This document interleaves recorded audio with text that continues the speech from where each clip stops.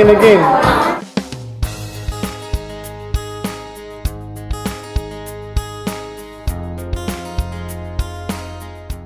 Kumusta kayo mga idol? Panibagong araw, panibagong video content na naman. Sa mga hindi nakakakilala sa akin, ako nga po pala si Papa Pabs, isang content creator na tamad gumawa ng content. Pero hindi ako tambay ha, kasi ambisyoso akong tao at maraming pangarap. Nitong undas ay umuwi kami ng Tacloban. Plano sana namin bisitahin ang puntod ng aking nanay. Kaso malayo at mahaba ang biyahe. Kaya napagdesisyonan namin na dito na lang sa Tacloban magtirik ng kandila. November 2 nang dumating kami dito sa Tacloban. After shift ay naghanda agad kami ng mga kailangan dalhin at gagamitin namin pauwi ng Tacloban. Wala pa kaming tulog ni nanay pero okay lang kasi weekend na, day off namin. Tanghali na kami nakarating dito sa Tacloban. Ang plano talaga namin ni nanay ay bumiyahe papuntang Eastern Samar para bisitahin ang puntod ng mama ko. Kaso malayo at mahigit 3 oras ang biyahe. Nahihirapan kami kasi dala namin ng mga bata. Kaya napagdesisyonan namin na dito na lang sa Tacloban dumiretso. Pagkatapos naming makapagpahinga ay dumaan muna kami ng Save More. Pinuntahan ko muna ang nakababata kong kapatid. Pagkatapos ay diretso na kaagad kami ng simbahan. Dito ay nagtirik kami ng kandila para kay mama.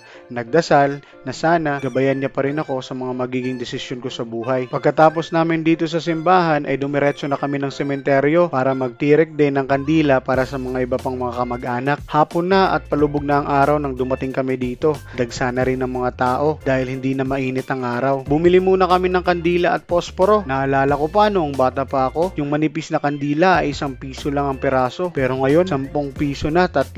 Yung 20 pesos mo, 6 na pirasong kandila na lang. Pero kahit nagmamahalan ng mga bilihin, napakarami pa ring tao tuwing undas. Yung iba may mga handaan pa. Binisita namin ng puntod ng lolo't lola ko, tsaka yung mga tiyuhin ko rin na sumakabilang buhay na. Nagtirik ng kandila at nagdasal. Parang kailan lang ako yung batang naglalaro dito at ginagawang laruan ng mga kandila kasama ang mga kapatid ko. Pero ngayon, mga anak ko na. Ang bilis talaga ng panahon. Yung dating mga taong nakakasama natin noong bata pa tayo, ngayon ay isa na lang alaala. Darating ang panahon na tayo rin ay magiging alaala na lang. Kaya sulitin natin ang mga oras na kasama ang pamilya. Gawin ang mga gusto nating gawin at abutin ang mga pangarap at piliin na laging maging masaya.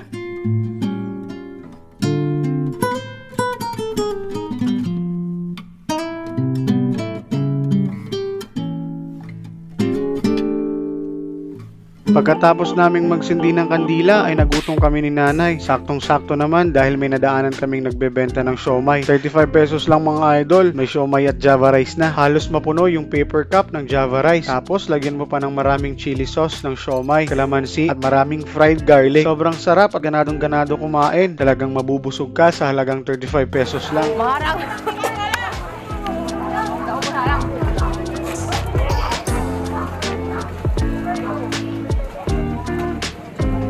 Damo niyan ko ano ba ito?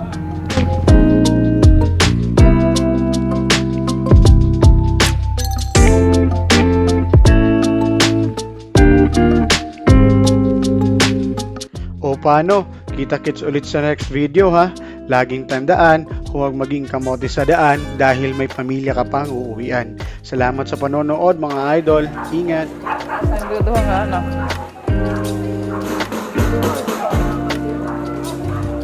Dara mo chubon? Sige na. Mukha rin nga space na ito. Umuligod kita na ganaga.